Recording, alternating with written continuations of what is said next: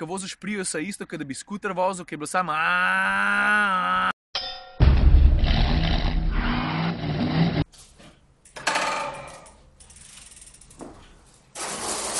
Jo, jaz, Poni, pa Gizmo, gremo po kosilnico, zato ker moram, trava je že malo previsoka, da bi taka lahko bila. Ti si poglej pa sladko kisel Toyota Prius, ki sem jih posnel že nekaj časa nazaj.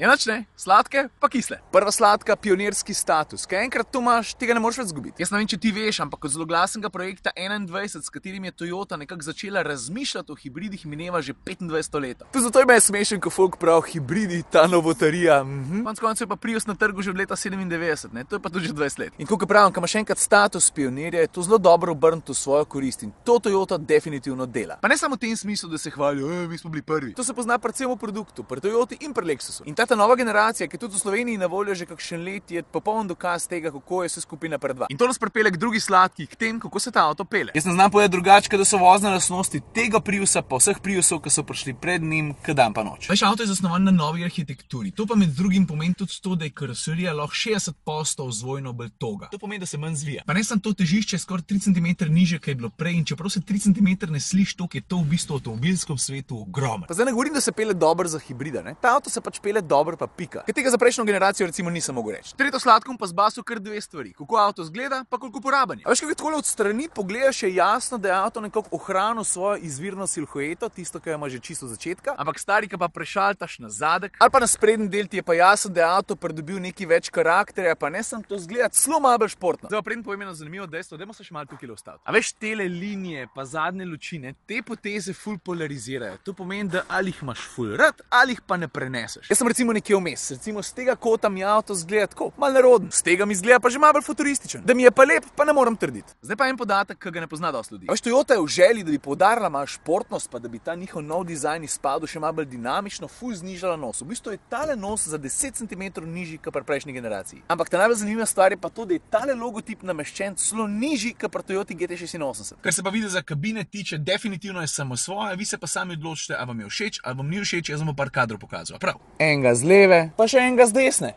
Kar se pa prostora oziroma uporabnosti tiče, v kabini ga je čist dost, izstopa pa predvsem kufer. Lej, tukaj je placa za 500 litrov. A što pa tudi zato, ker je Toyota baterijo porinila pod zadnje sedeže, pa še kot odpiranje prtljažnih vrat je res velik. Četrta sladka, nov menjalnik. Zdaj, da ne bom preveč zakompliciral, Toyota je tudi s pomočjo dodatnih zobniških prenosov poskrbela, da je celotna izkušnja bistveno bolj prijetna, kot je bila prej. In ravno zaradi helikopter. Moram počakati. Vse skupaj zdaj deluje bolj zvezno, menjalnik je tudi tišji, hitrejši, odzivnejši. A veš, če smo se včasih zebali, da ko voziš Priusa isto, kot da bi skuter vozil, ki je bilo samo No, zdaj je tega veliko manj. V bistvu imaš končno feeling, da voziš normalen avto, ki zna biti tudi uglajen in to je velik plus. Zdaj pa tako, kot ponovadi, preden gremo na peto sladko, še 3 kisle. Za prvo kislo bom dal rekord, pa boste hitro videli, koliko je ura. Jaz tukaj v kabini vem, da gremo v rikvrc, mene ne rabite opozarjati. Če se Toyoti to piskanje zdi že nujno potrebno, ne, pol ne z njim opozarjajo tiste, ki so zunaj, ker takrat, ko avto laufa sam na elektriko, je res ful tih. Bi bilo boljše, da pešci, kolesari pa vsi drugi to slišijo. Ne pa jaz tukaj noter, jaz tega ne rabim. Druga kisla je pa malo kilov zvok hupe.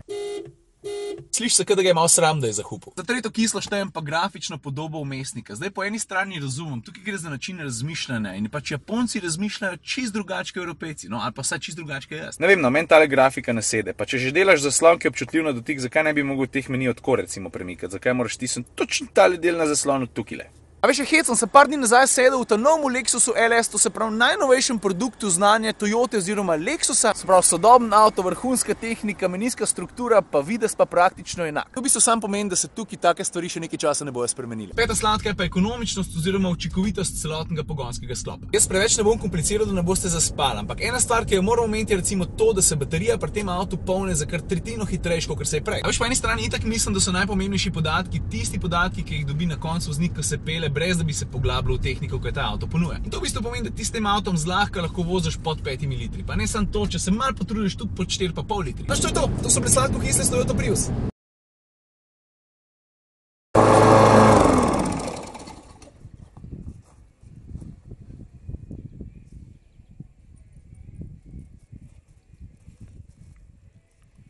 Kaj je stari?